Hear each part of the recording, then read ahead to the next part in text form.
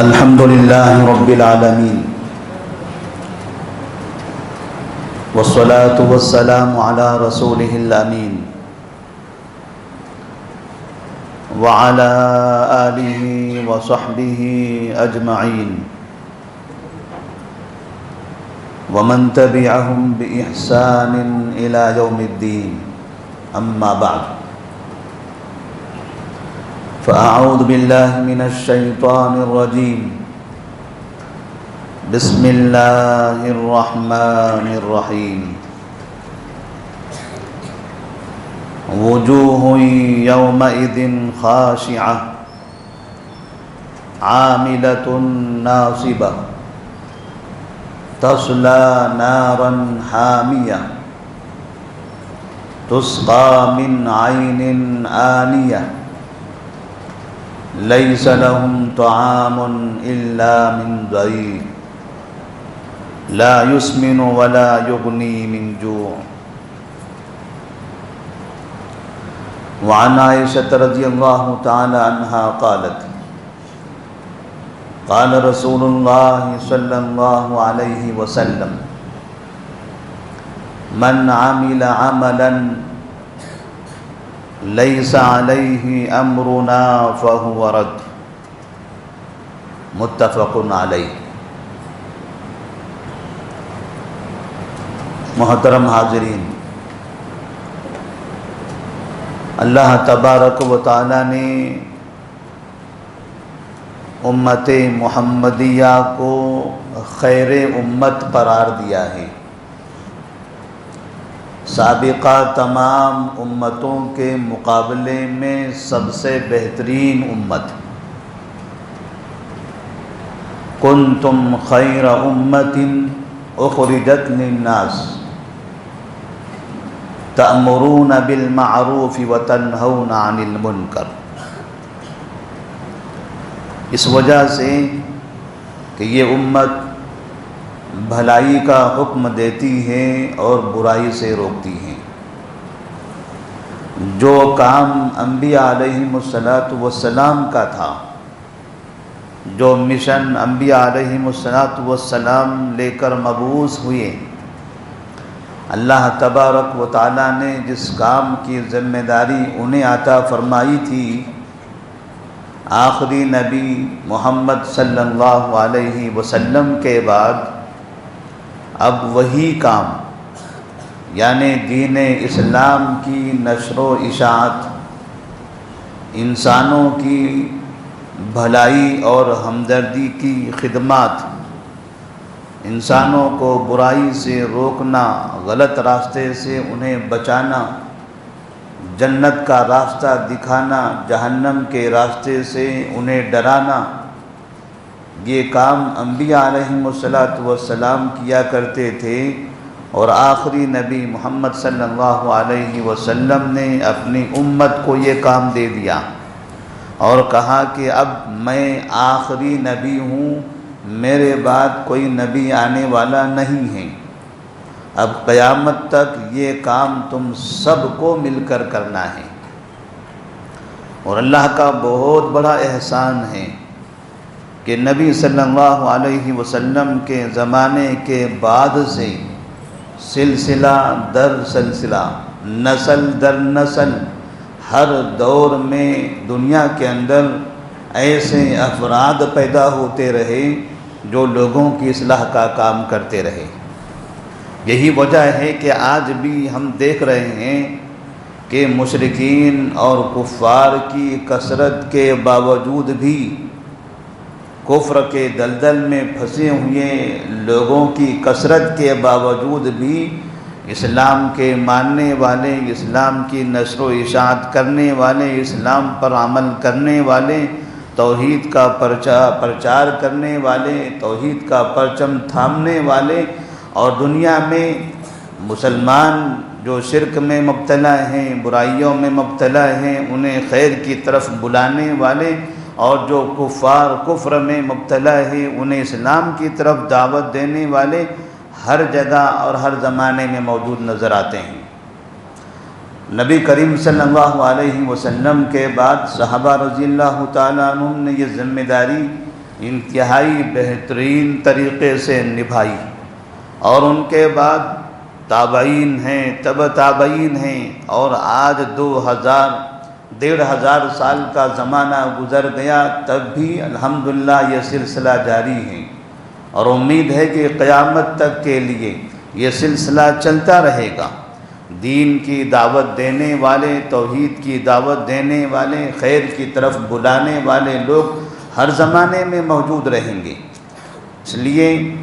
ذمہ داری یا ضرورت یہ ہوتی ہے کہ جو قوم زندہ ہو، جو قوم ایک مقام تک پہنچ چکی ہو، جس قوم نے دنیا دیکھی ہے، جس قوم نے حالات کا جائزہ لیا ہے، اب وہ قوم اپنے بعد آنے والی نسلوں کی صحیح رہنمائی کرے کہ ہم نے تو یہ ساری چیزیں دیکھی، ہم نے اپنی زندگی بنائی، اب آپ کی ذمہ داری ہے اپنی زندگی بنانا اور اپنے بعد والوں تک اسلام کی تعلیمات کو صحیح طرح سے پہنچا دینا، اس لیے کہ اسی طریقے سے یہ دین ہم تک پہنچا ہوا ہے۔ آج ہم تک یہ اسلام جو پہنچا ہے، اسی طرح سے ہم سے پہلے کے جو لوگ تھے انہوں نے بعد والوں تک پہنچایا، بعد والوں کو تیار کیا، اور پھر ان کے بعد والے ان کے بعد والوں کو تیار کرتے ہیں۔ قرآن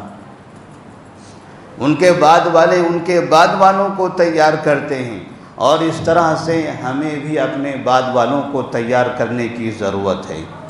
تو نبی کریم صلی اللہ علیہ وسلم کی یہ دعوت یا آپ کا مشن انشاءاللہ قیامت تک چلتا رہے گا۔ تو بھلائی کا حکم دینا، برائی سے روکنا، یہ ایسی صفت ہے اس امت کی جس کی بنا پر اللہ تبارک و تعالیٰ نے ان کے بارے میں کہا یہ بہترین امت ہے۔ برائیاں اس زمانے میں یا ہر دور میں الگ الگ قسم کی ہوتی ہیں۔ کچھ برائیاں ایسی ہوتی ہیں جن برائیوں کو انسان یہ مانتا ہے کہ ہاں یہ برائی ہے، ایک کافر بھی مانتا ہے کہ ہاں یہ برائی ہے، بعض مسلمان بھی مانتے ہیں کہ ہاں یہ برائی ہے۔ کچھ ایسی برائیاں ہوتی ہیں انسان طبعی طور پر، فطری طور پر، ہر انسان کی وہ فطرت میں ہوتی ہے، وہ یہ سمجھتا ہے کہ یہ برائی ہے۔ جیسے جھوٹ بولنا، آپ مسلمان سے پوچھئے جھوٹ بولنا جائز ہے، وہ کہے گا نہیں ہے۔ کسی کافر سے پوچھئے جھوٹ بولنا درست ہے، وہ کہے گا نہیں ہے۔ دھوکہ دینا کسی مسلمان سے پوچھئے کیا یہ درست ہے، وہ کہے گا نہیں ہے۔ کسی غیر مسلم کافر سے پوچھئے دھوکہ دینا اچھی بات ہے، وہ کہے گا پاپ ہے، وہ کہے گا پاپ ہے، وہ بھی سمجھتا ہے کہ یہ برائی ہے۔ تو ایسی برائی، جس برائی کو انسان برائی سمجھتا ہے، معاشرے میں ایسی برائی سے لوگوں کو بچانا آسان ہے۔ معاشرے میں ایسی برائی سے لوگوں کو بچانا آسان ہے۔ اب لوگوں سے کہو جھوٹ پاپ ہے، دھوکہ گناہ ہے، تو لوگوں کو فطری طور پر یہ چیز سمجھ میں آ جاتی ہے کہ میں گناہ کر رہا ہوں، مجھ سے غلطی ہو رہی ہے، تو وہ اس چیز سے باز رہے گا۔ اگر ایسا کہنے کے ساتھ ساتھ قرآن مجید کی آیت پیش کر دیں اور ساتھ میں نبی کریم صلی اللہ علیہ وسلم کا وہ فرمان کہ آیت المنافق ثلاث اذا حدث کذب واذا وعد اخلف واذا اؤتمن خان، اگر اس طرح کی حدیثیں بھی سنا دیں تو اور زیادہ اس پر اثر ہوگا کہ نبی صلی اللہ علیہ وسلم نے جھوٹ کو منافق کی علامت بتائی ہے۔ میں تو مسلمان ہوں، مجھے تو جھوٹ نہیں بولنا چاہیے، جھوٹ سے نقصان بھی ہے فطری طور پر، وہ ہم دیکھ رہے ہیں، اور ساتھ میں شریعت نے اس سے منع بھی کیا ہے، اس کو منافق کی علامت بتایا گیا ہے۔ تو ایسی برائیاں جن کو انسان برائی سمجھتا ہے، اگر ہم اس کی اصلاح کرنے جاتے ہیں تو ان برائیوں کے خاتمے میں ہمیں آسانی بھی ہوتی ہے اور سامنے والا قبول بھی کرتا ہے۔ لیکن معاشرے کے اندر کچھ ایسی برائیاں ہیں جو بہت کثرت سے ہیں، وہ ایسی برائیاں جن برائی کو انسان برائی نہیں سمجھتا، جس برائی کو انسان نیکی سمجھتا ہے، جس برائی پر انسان ثواب کی امید رکھتا ہے، جس برائی پر انسان یہ سمجھتا ہے کہ میں بہترین کام کر رہا ہوں۔ تو ظاہر سی بات ہے، ایک آدمی کسی برائی کو اچھا مانتا ہو، اسے ثواب کا کام مان رہا ہو، اسے نیکی کا کام مان رہا ہو، آپ جائیں اسے کہیں کہ یہ برائی ہے، وہ کہے گا آپ ہم کو منع کر رہے ہیں، آپ خود برے ہو، میں تو اچھا کام کر رہا ہوں، آپ مجھے اچھائی سے روک رہے ہو، کیونکہ اس کی نظر میں وہ برائی نہیں ہے، اس کی نظر میں وہ برائی نیکی کا کام ہے، نیکی کا کام ہے۔ ایسے لوگوں کو جب ہم سمجھائیں گے، انہیں ان کی اصلاح کرنے کی کوشش کریں گے، تو یہاں ٹکراؤ ہوگا، یہاں ٹکراؤ ہوگا، یہاں مجادلہ ہوگا، یہاں حجت بازیاں ہوگی، یہاں ایک دوسرے کو دلیلیں دیں گے، ایک دوسرے کو پچھاڑنے کی کوششیں کی جائے گی، اور اس طرح سے تو میں کر کے لڑائیاں ہونے لگے گی۔ لیکن وہ برائی جہاں کا وہاں رہ جائے گی، انسان لڑتے رہ جائیں گے، انسانوں کے دلوں میں نفرتیں پیدا ہو جائے گی، لیکن وہ برائی ختم نہیں ہوگی، کیونکہ اس برائی کو لوگ برائی سمجھتے نہیں ہیں، اس برائی کو لوگ خیر کا کام، دین کا کام، نیکی کا کام، ثواب کا کام سمجھتے ہیں۔ اور یہ برائی کون سی ہیں ہمارے معاشرے کے اندر؟ وہ دو برائیاں ہیں، دو بڑی برائیاں ہیں، جن برائیوں کی وجہ سے ساری دنیا میں تباہی آئی ہوئی ہے۔ ایک ہے شرک اور دوسرا ہے بدعت۔ ایک ہے شرک اور دوسری برائی ہے بدعت۔ شرک کرنے والا شرک کو شرک نہیں سمجھتا، شرک کرنے والا اس شرک کو دین کا کام سمجھتا ہے، اس کو خیر کا کام سمجھتا ہے، وہ مرنے والے سے محبت کا اظہار سمجھتا ہے، وہ مرنے والے کے لیے ہمدردی سمجھتا ہے، وہ یہ سمجھتا ہے کہ یہ ہمارا بہتر کام ہے۔ اسی طرح سے بدعت کا ارتکاب کرنے والا بدعت پر جب عمل کرتا ہے تو اس پر وہ ثواب کی امید بھی کرتا ہے، ثواب کی نیت بھی کرتا ہے، اور لوگوں کو بتاتا بھی ہے کہ یہ کام کرو تمہیں ثواب ملے گا، یہ کام آپ کیجئے آپ کو اس پر ثواب ملے گا، اس پہ جنت ملے گی، اتنے گناہ معاف ہوں گے اور اتنی نیکیوں میں آپ کے اضافہ ہو جائے گا۔ جب آپ جائیں ان کے پاس کہیں کہ یہ آپ کام کر رہے ہو یہ بدعت ہے، یہ گناہ کا کام ہے، تو وہ حیران و پریشان رہے گا، آپ ہمارے خیر کے کام کو بدعت کہتے ہو، ہمارے اچھے کام کو آپ برا کہتے ہو، نیکی کے کام کو برائی کا ذریعہ بتاتے ہو، ہم جنت کے راستے پر جا رہے ہیں، آپ کہہ رہے ہو یہ جہنم کا راستہ ہے۔ تب یہاں ایسی صورت میں اس برائی کے خاتمے کے لیے آپ کو بڑی محنت کرنی پڑے گی۔ اور معاشرے کے اندر یہ بدعات اور یہ شرک، یہ دو ایسی چیزیں ہیں، شرک جتنے کفار ہیں ان تمام کفار میں شرک بھرا پڑا ہے، تمام کفار، ہر کافر شرک کرتا ہے، پھر وہ شرک وہ بڑھتا مسلمانوں کے درمیان میں بھی آیا، شکلیں تبدیل ہو گئی، مسلمان بھی کتنے شرک کرنے لگے، مسلمان بھی کتنے شرک کرنے لگے، اور باقاعدہ شرک کو صحیح قرار دینے کے لیے جب بڑی کانفرنسیں ہوتی ہیں تو علماء اکرام کھڑے رہ کر اس شرک کی تعریف کرتے ہیں، شرک کے ثواب بیان کرتے ہیں، اس کے بعد اس پر جنت کے وعدے کرتے ہیں، لوگوں کو ابھارتے ہیں، یہ خیر کا کام ہے، یہ اچھا کام ہے، یہ اپنے بڑوں سے محبت کا اظہار ہے، یہ ولیوں سے محبت ہے، یہ پیر سے محبت ہے، یہ فلاں سے محبت کا اظہار ہے۔ اللہ تبارک و تعالیٰ نے انہیں وہ قوت عطا کی ہے، آپ ان سے فائدہ اٹھائیے، آپ ان سے مانگیے، آپ ان سے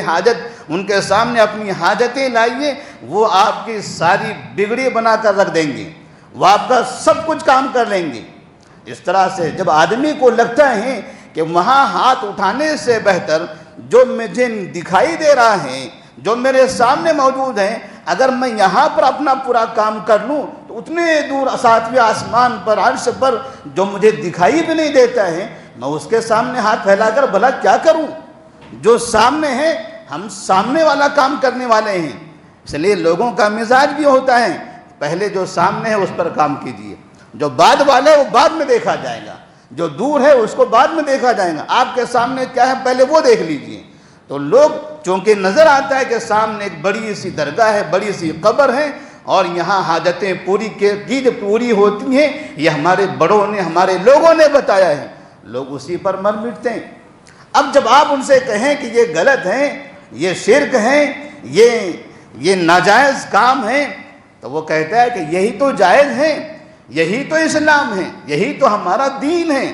جب اس کے دل میں اس برائی دین بیٹھ گئی، برائی کا نام وہ نیکی رکھ چکا ہوا، اور اس شرک کا نام اس نے توحید بنا دیا ہو، یہ غیر اسلام کفر کا نام اس نے اسلام بنا دیا ہو،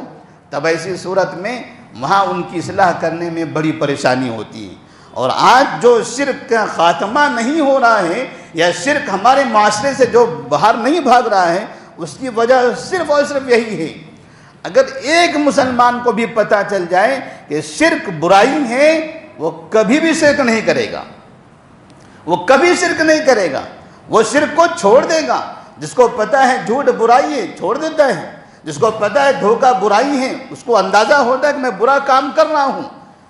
لیکن شرک کے بارے میں لوگوں کو نہیں سمجھ میں آتا۔ ایسے ہی بدعتیں مسلمانوں کے درمیان جو بدعتیں آئی ہوئی ہیں، یہ اچھی شکل میں، خوبصورت شکلوں میں، یہ بہترین لباس میں، بہترین اقوال میں، کھانے پینے کی نئی نئی آئٹموں کے ساتھ، نئی نئی چیزوں کے ساتھ، بڑی بڑی دعوتوں کے ساتھ، بڑی بڑی خوشنما محفلوں کے ساتھ، بڑے اجتماعوں کے ساتھ، جب ایسی چیزوں میں بدعت داخل ہو رہی ہو، اس میں آپ کو کھانا بھی مل رہا ہے،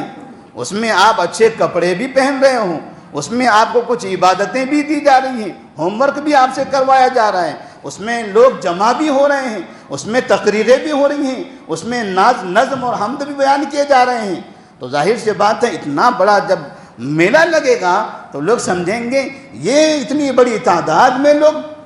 فلاں کہہ رہا ہے کہ یہ بدعت ہے، یہ سارے لوگ کیا یہ سب کے سب غلط ہیں، یہ بزرگ وہ بزرگ یہ سب غلط ہیں، یہ اتنے بڑی تعداد میں لوگ مسجد میں جمع ہیں، کیا یہ سب کام غلط ہیں، یہ نماز غلط ہے، یہ روزہ غلط ہے؟ اور سب سے زیادہ بدعت 12 مہینوں میں ہم دیکھیں سب سے زیادہ بدعات سے متعلق جو روایتیں، جھوٹی من گھڑت واقعات اور حدیثیں بیان کی گئی، وہ آپ کے اسی مہینے میں رجب کا مہینہ، رجب کے مہینے کے سلسلے میں حافظ ابن حجر رحمہ اللہ نے تو باقاعدہ ایک کتاب لکھی ہے، تبیین العجب بما ورد فی فضل رجب، بما ورد فی فضل رجب، رجب کے فضائل کے سلسلے میں عجیب عجائب و غرائب، مطلب اس کتاب کا ایسا ہوتا ہے کہ رجب کے فضائل کے سلسلے میں عجائب و غرائب، یعنی آپ کو عجائب اور غرائب دیکھنا ہو تو ایسی صورت میں اس کتاب میں آپ دیکھیں، آپ کو پتہ چلے گا کہ لوگوں نے رجب کے مہینے کے سلسلے میں کیسے عجائب و غرائب پھیلا رکھے ہیں۔ ان میں سے ایک مشہور حدیث ہے، بار بار اس کا ذکر کیا جاتا ہے کہ نبی صلی اللہ علیہ وسلم نے فرمایا کہ رجب شہر اللہ، کہ رجب اللہ کا مہینہ ہے، وہ شعبان و شہری، اور شعبان میرا مہینہ ہے، وہ رمضان و شہر امتی، اور کہتے ہیں رمضان میری امت کا مہینہ ہے۔ تقریباً رجب کے مہینے میں، رجب سے پہلے بھی شعبان کے مہینے میں، پھر شعبان کے بعد رمضان کے مہینے میں، یہ 3 مہینے تسلسل کے ساتھ صبح و شام تسبیحات کی طرح یہ حدیثیں پڑھی جاتی ہیں، بتائی جاتی ہیں درس میں، خطبے میں۔ حالانکہ اس سلسلے میں امام شوکانی رحمہ اللہ، امام ابن حجر رحمہ اللہ، امام نووی رحمہ اللہ، عبدالحی لکھنوی رحمہ اللہ، بڑے بڑے ائمہ کرام محدثین یہ سب بتاتے ہیں کہ رجب کے مہینے کے سلسلے میں جتنی بھی حدیثیں مروی ہیں، رجب کے فضیلتوں کے بارے میں، رجب کے مہینے میں روزوں کے بارے میں، رجب کے مہینے میں نمازوں کے بارے میں، رجب کے مہینے میں کچھ الگ سے خیر، اضافی خیر کے بارے میں، جس سلسلے میں بھی جو بھی حدیث مروی ہیں، کہتے ہیں کلھا موضوعۃ باطلۃ، یہ سب کے سب من گھڑت اور باطل حدیثیں ہیں۔ ابن تیمیہ رحمہ اللہ فرماتے ہیں کلھا کذب، سب کے سب جھوٹی حدیثیں ہیں، سب کے سب جھوٹی حدیثیں ہیں۔ اور ابن حجر رحمہ اللہ نے تو اپنی اس کتاب میں تبیین العجب بما ورد فی فضل رجب کے اندر جتنی حدیثیں معاشرے میں بیان کی جاتی ہیں، وہ تمام حدیثوں کو اپنی کتاب میں جمع کیا، اور آخر میں پھر انہوں نے فیصلہ سنا دیا۔ یہ جتنی بھی حدیثیں ہیں، کہتے ہیں لم یرد فی فضل رجب او فی صیامہ او فی قیامہ حدیث صحیح یصلح للحجۃ، کہ رجب کے فضیلت کے بارے میں، رجب کے روزوں کے بارے میں، رجب کی نمازوں کے بارے میں کوئی بھی صحیح حدیث وارد نہیں ہے جس کو دلیل بنا کر ہم وہ عبادت کر سکیں۔ کوئی بھی صحیح حدیث وارد نہیں ہے. لیکن ہم دیکھ رہے ہیں کہ رجب کا مہینہ شروع ہوتا ہے، جیسے جو پہلا جمعرات آتا ہے تو کہتے ہیں کہ جمعرات کو روزہ رکھو، جمعہ کو صلاۃ الرغائب پڑھیں، رات میں لوگ نماز صلاۃ الرغائب کے نام سے نماز پڑھتے ہیں. پھر اس کے بعد مہینے کے جب آخری ایام آنے لگتے ہیں تو رجب کی 22 تاریخ کو کونڈی کی رسم شروع ہو جاتی ہے. اور وہاں ایک واقعہ بیان کیا جاتا ہے کہ حسن بصری ایک واقعہ کسی ایک بڑے تابعی کی طرف منسوب کیا جاتا ہے کہ حسن بصری غالباً نام تھا ان کا، انہوں نے اپنی قوم سے کہا کہ جو رجب کی 22 تاریخ کو کونڈے بنا کر لوگوں کو کھلائے گا اور پھر اس کے بعد جو بھی اپنی ضرورتیں مانگے گا اس کی ضرورتیں پوری ہوگی، اگر ضرورت پوری نہ ہو تو کل قیامت میں اس کا ہاتھ ہوگا اور میرا دامن ہوگا. لوگ اس طرح کا یہ واقعہ سناتے ہیں اور اس طرح سے واقعہ سنا کر لوگوں کو اس کی فضیلت بیان کرتے ہیں کہ آج کونڈے بناؤ. جبکہ محدثین کہتے ہیں کہ رجب کے 22 تاریخ کو لوگوں میں جو میٹھا بنا کر تقسیم کرنے کا رواج جو شروع ہوا تھا وہ اس وجہ سے ہوا تھا کہ رجب کی 22 تاریخ کو معاویہ بن ابی سفیان رضی اللہ تعالیٰ عنہ کا انتقال ہوا. معاویہ بن ابی سفیان رضی اللہ تعالیٰ عنہ کا انتقال ہوا تھا اس دن، اور ان کے انتقال کے دن میں شیعوں نے، جو دشمنان صحابہ ہیں، جو بکر صدیق کو گالیاں دیتے ہیں، جو عمر فاروق کو کافر کہتے ہیں، جو عثمان غنی کو کافر قرار دیتے ہیں، جو عائشہ صدیقہ، حفصہ رضی اللہ تعالیٰ عنہ اور نبی کے ازواج مطہرات کو مرتد قرار دیتے ہیں، سوائے 7-6 صحابہ کے تمام 1 لاکھ سے زیادہ صحابہ کو وہ شیعہ جو ہمارے حیدرآباد میں، ملک کے الگ الگ شہروں میں آپ کو نظر آتے ہیں، یہ سب اکثر صحابہ کو کافر قرار دیتے ہیں. اور ہمارے بہت سے مسلمان کہتے ہیں یہ شیعہ ہمارے بھائی ہیں. جو صحابہ کو کافر قرار دینے والی قوم ہے، لوگ کہتے ہیں شیعہ سنی بھائی، مسلمان 2 ہیں، ایک شیعہ ہے دوسرا سنی ہے. مسلمان 2 نہیں، مسلمان صرف ایک ہے. ہم مسلمان ہیں، وہ شیعہ ہیں. مسلمانوں کا شیعوں سے کوئی تعلق نہیں ہے. جو ہمارے صحابہ کو کافر قرار دے وہ ہمارا بھائی کیسے ہو سکتا ہے؟ جو ابوبکر عمر کو کافر قرار دیں، عائشہ صدیقہ ام المؤمنین کو کافر قرار دیں، اس پر لعن طعن کرتا رہے صبح و شام، وہ ہمارا بھائی کیسے ہوگا؟ یہ مسلمان جو ان کو اپنا بھائی سمجھتے ہیں ان کے دلوں کے اندر بھی نفاق نظر آتا ہے. کافر بھی کبھی ابوبکر صدیق کے خلاف بری زبان استعمال نہیں کرتا. آپ پورے ہندوستان میں دیکھ لیجئے، پوری میڈیا چیک کر لیجئے، بہت کم ہی کبھی ایسا ہوا ہے ہماری زندگی میں کسی غیر مسلم نے ابوبکر صدیق کو گالی دی ہو. اگر کسی نے کبھی کہا ہے تو پورے ملک میں ہنگامہ ہوا ہے.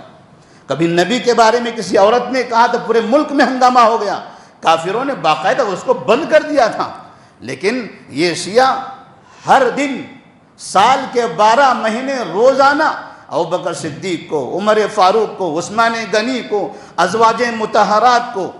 مسلسل گالیاں دیتے ہیں. اپنے جلسوں میں، اپنی تقریروں میں، اپنے بیانات میں، اپنی کانفرنسوں میں، اپنی نجی محفلوں میں. اور پھر مسلمان کہتے ہیں کہ یہ ہمارے بھائی ہیں. تو اس طرح سے نبی کریم صلی اللہ علیہ وسلم کے جو ساتھی تھے معاویہ بن ابی سفیان رضی اللہ تعالیٰ عنہ، جب ان کا انتقال ہوا تھا تو ان کے انتقال پر خوشی مناتے ہوئے شیعوں نے اپنے لوگوں کے اندر مٹھائی تقسیم کی تھی. اور پھر وہ مٹھائی تقسیم کرتے کرتے جب انہوں نے دیکھا کہ یہ ہم تو خوشی منا رہے ہیں،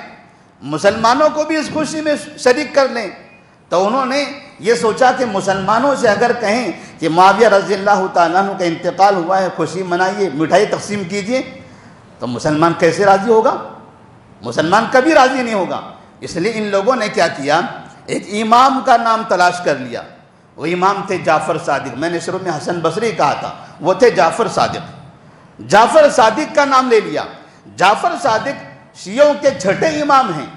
اور مسلمان بھی ان کو اپنا امام سمجھتا ہے. تو اس طرح سے انہوں نے دیکھا کہ ایک ایسے امام ہے جو دونوں میں کامن ہے، دونوں بھی ان کو اچھا مانتے ہیں. تو جعفر صادق کا وہ واقعہ انہوں نے گھڑ لیا کہ جعفر صادق رحمہ اللہ نے آج کے بارے میں کہا کہ 22 رجب کو جو کنڈے بنا کر لوگوں میں تقسیم کرے گا تو اللہ تبارک و تعالیٰ اس کی تمام حاجتوں کو پوری کر دے گا. اور اگر کوئی یقین نہ کرتا ہو تو سن لیں، یقین نہ کرتا ہو تو سن لیں، اگر اللہ نے ایسا نہیں کیا تو کل قیامت میں وہ میرا دامن پکڑ سکتا ہے۔ تو لوگوں مسلمانوں نے سمجھا کہ چلو بہت اچھا آفر ہے اپنی حاجتیں پوری کرنے کا۔ دھڑا دھڑ لوگوں نے جہاں دیکھو وہاں کونڈے بنانا شروع کر دیے، اور تقریباً 12 سال پہلے سے لے کر آج تک 1000 سال سے زیادہ کا عرصہ گزر گیا، یہ مسلمان رجب کے مہینے میں کونڈے بنا کر کھا رہے ہیں، لوگوں کو کھلا رہے ہیں۔ ان کو یہ نہیں سمجھ میں آ رہا ہے کہ وہ صحابی رسول سے دشمنی کا اظہار کر رہے ہیں۔ جو صحابی رسول سے دشمنی کا اظہار کرے اور دشمنی کا پرچار کرے، دشمنی اپنے بچوں کے دلوں میں داخل کرے، مسلم محلوں میں صحابہ سے دشمنی کا اتنا بڑا راستہ ہموار کر دیں، تو آخر کل قیامت میں اللہ تعالیٰ نبی کے سامنے وہ کیا منہ دکھائیں گے کہ تم نے میرے ساتھیوں کی وفات پہ خوشیاں منائی تھی۔ تو رجب کی 22 تاریخ کو یہ اس طرح کی رسم اپنائی جاتی ہے۔ پھر 27 تاریخ آتی ہے، اس میں شب معراج کے نام سے الگ الگ طرح کی بدعت و خرافات کا ارتکاب ہوتا ہے۔ امام مالک رحمہ اللہ کا ایک مشہور واقعہ ہے، مدینہ منورہ کے اندر ایک آدمی حج کرنا چاہتا تھا۔ حج کے لیے احرام باندھنا ہے، مدینہ سے جانا ہے، مدینہ میں ذوالحلیفہ میقات ہیں۔ امام مالک رحمہ اللہ کے پاس آتا ہے اور کہتا ہے انی ارید الحج من این احرم، میں حج کرنا چاہتا ہوں، مجھے بتائیے احرام کہاں سے باندھوں؟ تو انہوں نے کہا، امام مالک رحمہ اللہ نے کہا من المیقات الذی وقت رسول اللہ صلی اللہ علیہ وسلم واحرم منہ، اس میقات سے، مدینہ شہر کے باہر وہ ذوالحلیفہ میقات سے، جس میقات کو نبی نے متعین کیا اور وہیں سے نبی نے احرام باندھا ہے، نبی نے وہیں سے احرام باندھا، وہ جگہ متعین کیا نبی نے اور خود بھی وہاں سے احرام باندھ کر دکھایا، لہٰذا آپ بھی وہاں سے احرام باندھیے۔ تو اس شخص نے کہا لو احرمت من ابعد من ذلک، ذوالحلیفہ تو وہاں ہیں، اگر میں اس سے اور زیادہ دور سے احرام باندھ لوں تو پہلے ہی میقات باندھ لوں، پہلے ہی احرام باندھ لوں اور زیادہ دور سے لے کے آگے جانے کے بعد جب وہاں سے ہم آگے جائیں گے احرام باندھ کر، وہ تھوڑا سا قریب ہو جائے گا۔ اگر یہ پابندی اس سے اور پہلے میں اپنے اوپر لازم کر لوں اور یہی مدینہ سے نبی کی قبر کے پاس سے مسجد نبوی کے اندر سے احرام باندھ لوں تو کتنی بہتر بات ہوگی۔ ذوالحلیفہ تو مسجد نبوی کے باہر ہے، مدینہ شہر کے باہر ہے، میں نبی کے شہر سے نبی کے مسجد سے باندھنا چاہتا ہوں۔ تو آپ نے فرمایا لا ارى ذلك، آپ کو ایسا نہیں کرنا چاہیے، میں اس کو بہتر نہیں سمجھتا۔ تو انہوں نے کہا کہ تکرہ ذلک، تو آپ نے کہا انی اکرہ علیک الفتنہ، مجھے تمہارے فتنے میں واقع ہونے کا ڈر ہے۔ اس نے کہا فَأَيُّ فِتْنَةٍ فِي ازْدِيَادِ الْخَيْرِ، خیر کے کام میں اور اضافہ کرنے میں فتنہ کہاں ہوتا ہے؟ یہ تو خیر کا کام ہوا۔ ذوالحلیفہ سے احرام باندھنے کے بجائے اگر مسجد نبوی کو میں نے متعین کر لیا احرام باندھنے کا، مسجد میں، نبی کے شہر میں، نبی کی جگہ پر، نبی کے گھر کے پاس، اور خیر کا کام ہوگا یہ تو، وہاں سے بجائے یہاں بہتر ہے۔ تو آپ نے فرمایا فَأَيُّ فِتْنَةٍ فِي ازْدِيَادِ الْخَيْرِ، تو امام مالک رحمہ اللہ نے انہیں جواب دیا، اللہ تبارک و تعالیٰ نے فرمایا ہے وَاتَّقُوا فِتْنَةً لَا تُصِيبَ، اللہ تعالیٰ نے فرمایا قرآن مجید کے اندر فَلْيَحْذَرِ الَّذِينَ يُخَالِفُونَ عَنْ أَمْرِهِ أَن تُصِيبَهُمْ فِتْنَةٌ أَوْ يُصِيبَهُمْ عَذَابٌ أَلِيمٌ، جو لوگ نبی کریم صلی اللہ علیہ وسلم کی حکم کی مخالفت کرتے ہیں انہیں یہ سمجھ لینا چاہیے کہیں وہ فتنے میں پڑ جائیں، کہیں ہو سکتا ہے کہ ان کے اوپر دردناک عذاب نازل ہو جائے۔ میں آپ سے کہہ رہا ہوں کہ نبی نے اس جگہ کو متعین کیا، نبی نے احرام وہاں سے باندھا، آپ کہہ رہے ہیں اس سے بہتر جگہ نبی کا شہر ہے، نبی کا گھر ہے، نبی کی مسجد ہے، اس کو آپ زیادہ بہتر سمجھ رہے ہو۔ بظاہر اگر دیکھا جائے، اگر سوچا جائے موٹے دماغ سے تو آدمی کو لگتا ضرور ہے یہاں کیا مسئلہ ہے، مسجد نبوی کے اندر جہاں روضہ ہے، جنت کی کیاری ہے، میں وہاں جاؤں اور وہاں جا کر احرام باندھ کے لبیک اللہم لبیک کہہ کر وہاں سے تلبیہ پکاروں، کتنے بڑے ثواب کا کام ہوگا۔ لیکن یہ ہمارے ذہن میں ہے، یہ ہماری سوچ میں ہے، ہم اس کو زیادہ بہتر سمجھتے ہیں، جبکہ اللہ تبارک و تعالیٰ نے قرآن فرمایا ما آتاکم الرسول فخذوہ وما نہاکم عنہ فانتہوا، نبی صلی اللہ علیہ وسلم نے آپ کو جو دیا ہے اتنا لے لو، جیسے دیا ہے ویسے لے لو، اور جس سے منع کیا ہے اس سے رک جاؤ۔ لہذا نبی نے جس چیز کو متعین کیا اب وہی کام کرو، اپنی طرف سے خیر کا کام زیادہ سمجھ کر کرنے کی کیا ضرورت ہے؟ اور جب انسان ایسے زیادہ خیر سمجھ کر الگ الگ چیزیں اضافہ کرنے لگتا ہے تو وہیں جا کر یہ بدعت کا ارتکاب بھی کرنے لگتا ہے۔ اس لیے کہتے ہیں کہ صلاۃ الرغائب ہیں اور دوسری نمازیں ہیں، یہ اتنی نمازیں پڑھو گے تو اتنا ثواب ملے گا، یہ پڑھو گے تو یہ ثواب ملے گا، تو اس طرح سے لوگوں کو بڑے بڑے آفر دیے جاتے ہیں، جبکہ نبی کریم صلی اللہ علیہ وسلم سے ایسی کوئی بات رجب کے فضائل کے، رجب کے روزوں کے اور رجب کے دوسرے مسائل سے متعلق وارد نہیں ہیں۔ اللہ تبارک و تعالیٰ سے دعا ہے کہ اللہ تبارک و تعالیٰ ہم تمام کو ہر طرح کے بدعات و خرافات سے محفوظ رکھے، ہر طرح کی برائیوں سے ہم سب کی حفاظت فرمائے۔ والسلام علیکم ورحمۃ اللہ وبرکاتہ۔